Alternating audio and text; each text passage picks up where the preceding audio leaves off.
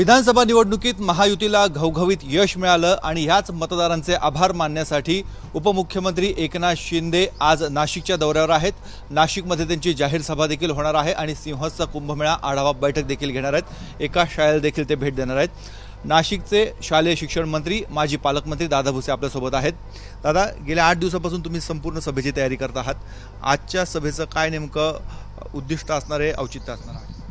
नाही, आपण बघितलं असेल की मागच्या महिन्यांच्या पूर्वी झालेल्या विधानसभेच्या निवडणुकांमध्ये माननीय तत्कालीन मुख्यमंत्री महोदय एकनाथजी शिंदे साहेबांच्या नेतृत्वाखाली महायुतीला भरघोस बहुमत त्या ठिकाणी मिळालं। जनतेचे मोठ्या प्रमाणात आशीर्वाद मिळाले आणि त्याचाच एक भाग म्हणून ते राज्यव्यापी आभार दौरा संपन्न करतायत। मला वाटतं यापूर्वी कोल्हापूर, जालना, नांदेड, पुणे आणि आता नाशिक हा दौरा त्यांचा संपन्न होतोय। आज त्यानिमित्ताने त्यांचं जाहीर सभा पण या ठिकाणी होईल। तमाम नाशिक जिल्हावासियांचे ते आभार व्यक्त करणार आहेत। त्याच्यासोबतच 2027 मध्ये नाशिकला कुंभमेळा संपन्न होणार आहे। त्या संदर्भातली पण एक आढावा बैठक उपमुख्यमंत्री महोदय संपन्न करणार आहेत। त्र्यंबकेश्वर तालुक्यातलं हिवाळी एक छोटंसं लहान गाव आहे। त्या गावामध्ये जिल्हा परिषदची एक लहानशी शाळा आहे। अतिशय प्रतिकूल परिस्थितीमध्ये आमचे केशव गावित गुरुजी त्यांच्या अथक प्रयत्नातून त्याने जे यश संपादन केलेलं आहे आणि आता तिथे नवीन शाळा बांधून झाली। एका संस्थेने ती शाळा बांधून दिलेली आहे। त्याचं लोकार्पणही कार्यक्रम माननीय शिंदे साहेबांच्या शुभ हस्ते संपन्न होणार आहे। कुंभमेळ्याची बैठक घेत आहेत। कुंभमंत्री गिरीश महाजन यांची नियुक्ती करण्यात आलेली आहे। मागच्याच महिन्यामध्ये मुख्यमंत्र्यांनी ही बैठक घेतली होती। पुढील काही दिवसात ते बैठक घेणार आहेत। अशा वेळेस उपमुख्यमंत्री ही बैठक घेत आहेत, त्यामुळे अनेकांच्या भुवया उंचावल्या। बिलकुल भुवया उंचावणं वगैरे असा अशातला काही भाग नाही। कुंभमेळा हा नाशिकमध्ये त्र्यंबकेश्वरला संपन्न होतो। त्याच अनुषंगाने जिल्ह्यामधले जे काही तीर्थक्षेत्र आहेत त्या तीर्थक्षेत्रांना पण भाविक भेट देत असतात।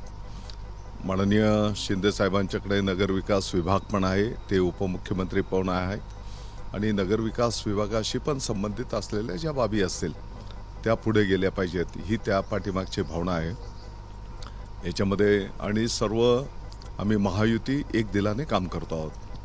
जोरदार शक्ती प्रदर्शन करणार आहे शिवसेना आजच्या जाहीर सभेच्या माध्यमातून। शक्ती प्रदर्शन वगैरे अशातला काही भाग नाही। हा रुटीन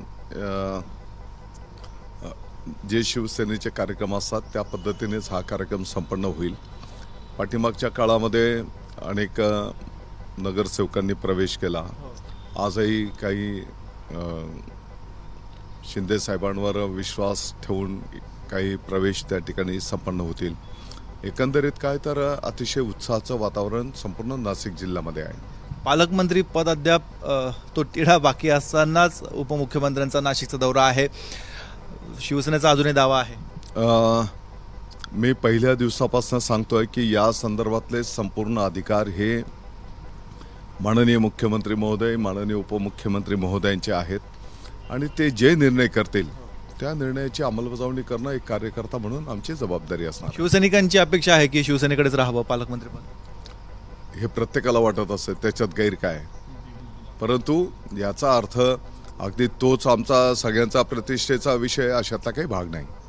ह्या दौऱ्याचा आगामी महापालिका निवडणुकांना किती फायदा होईल असं आपल्याला वाटतंय? कारण जोरदार इन्कमिंग सुरू आहे। निश्चितपणे महायुतीला याचा मोठा फायदा होईल, शिवसेनेला त्याचा मोठा फायदा होईल।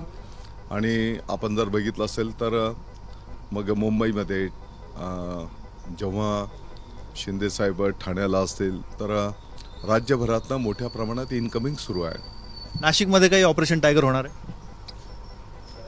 येणाऱ्या काळात तुम्हाला सगळ्या गोष्टी दिसतील।